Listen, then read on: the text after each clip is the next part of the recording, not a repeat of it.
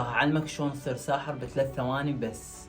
مثلا لو اي واحد قدامك راح تقول له قول ستوب وين ما تريد، وعلى فرضا قال هنا راح ياخذ الكرت يحفظه بدون ما انت تشوفه، وما ان انا وحدي فانتم راح تحفظون الكرت راح ترجعوه بالنص وتخربطون الكروت وتحاولون تضيعونه بنص الورق. طيب شوف ركزوا، حاضين الكرت ابقوا مفكرين بيه زين.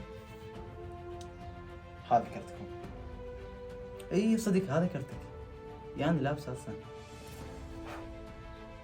هذا كرتك لأي قلب. إذا حابين تعرفون شلون تصيرون ساحرة تابعوا المقطع للنهاية. هسه راح أعلمك شلون تصير ساحر. على فرضا تجي لأي شخص قدامك قل له قول ستوب بأي مكان يريد.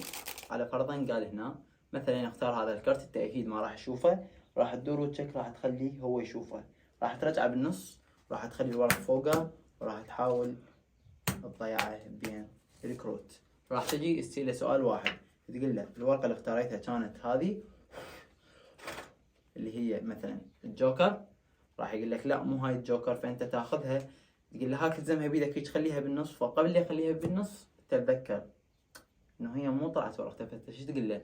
تقول له قول بشير بشير بشير 3 مرات، فهو راح يقول 3 مرات بشير، فراح تطلع ورقته. صح؟ اي والله، اي راح تطلع ورقته صدق. انا الشاق وياكم، بس حبيت اقول لكم هذا هيك عرض بسيط حبيت اسويه بطريقه مختلفه، بس اذا حابين من صدق انه اشرح لكم شلون تعلمت وشلون وصلت لهاي المرحله فاكتبوا لي بالتعليقات، ولا تنسون تسوون لايك واشتراك ومتابعه بهذا المقطع حتى استمر باليوتيوب وانزل لكم مقاطع اقوى، لان صار لي كلش هواي ما منزل اي مقطع باليوتيوب. فيلا خلونا نشوف استمر باليوتيوب او لا. باي.